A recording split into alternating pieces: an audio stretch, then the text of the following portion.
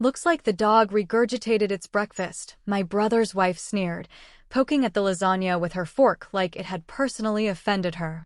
I've seen prison food with more appeal. The table froze. Forks hovered midair. I set my glass down slowly and said, "Good thing I didn't make it, Lauren.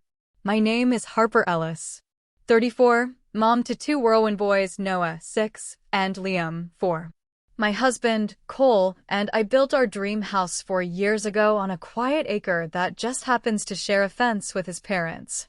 At first it felt like winning the lottery. Free grandparent babysitting, Sunday dinners, the whole cozy package. Cole's dad, Ray, was a saint with a toolbox. His mom, Diane, baked cookies like it was her love language. The only fly in the ointment was Cole's older sister, Lauren, 35, going on entitled royalty. Lauren married Tanner, a hotshot corporate lawyer, and overnight became the self-appointed queen of the family. She spoke to the rest of us like we were slightly slow wait staff. From the day we moved in, Lauren treated my house like an extension of her personal daycare. She'd breeze in unannounced with her 4 kids, Mason and Bennett, rowdy boys, now 12 and 10, and the girls, Sophie and Ellie, 9 and 7, dump backpacks in my hallway and announced she had appointments. An hour later, I'd have 6 kids tearing through my living room while Lauren got her nails done or scrolled Instagram in her car. I adore children. I run the preschool program at church, for heaven's sake, but 6 at once while someone else lounges is a special kind of torture. Cole tried talking to her. She laughed in his face.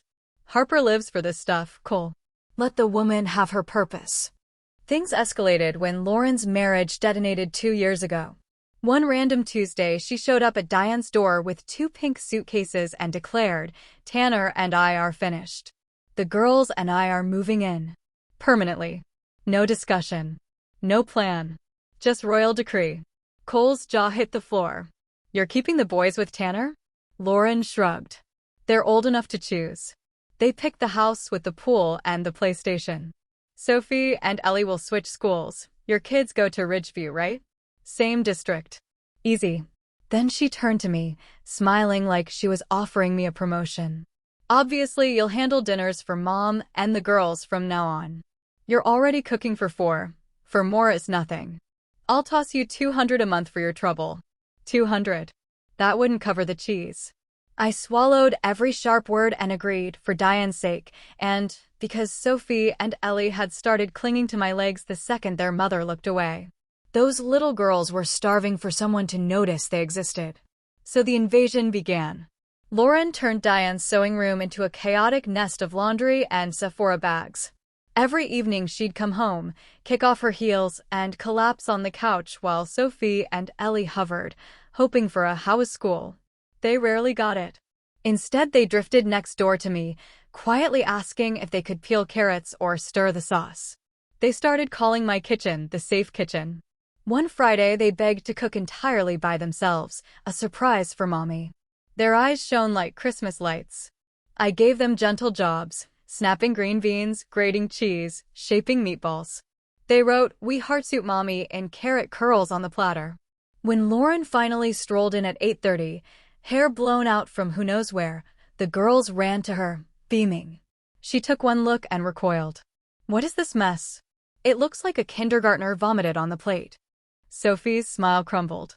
Ellie whispered, "We made it for you." Lauren wrinkled her nose.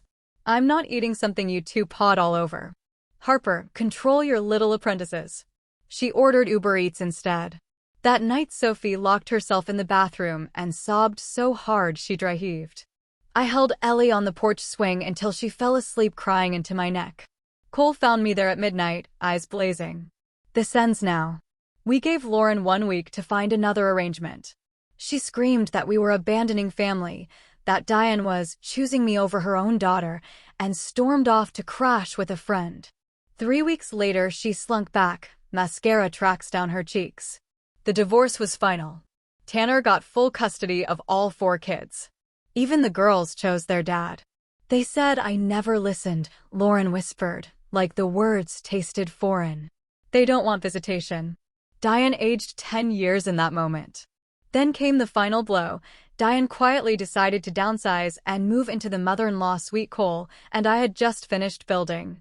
I can't rattle around this big house alone anymore, she said. Lauren's face went white. So you're all just kicking me out? No one answered. The silence said everything.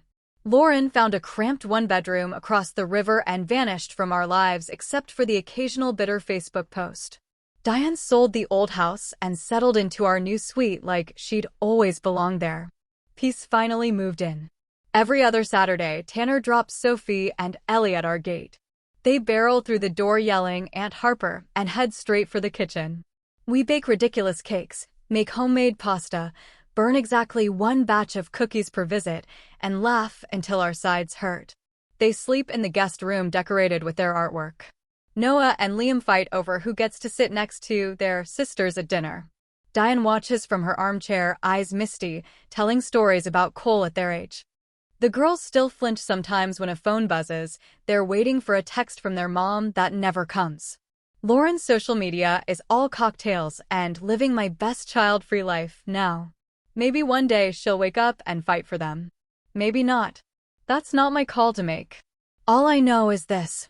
On the night Sophie falls asleep on my couch with flowers still on her cheek, or when Ellie slips her hand into mine and whispers, "I wish we lived here forever," I squeeze back and promise, silently, that as long as I have breath, these girls will know exactly where home is.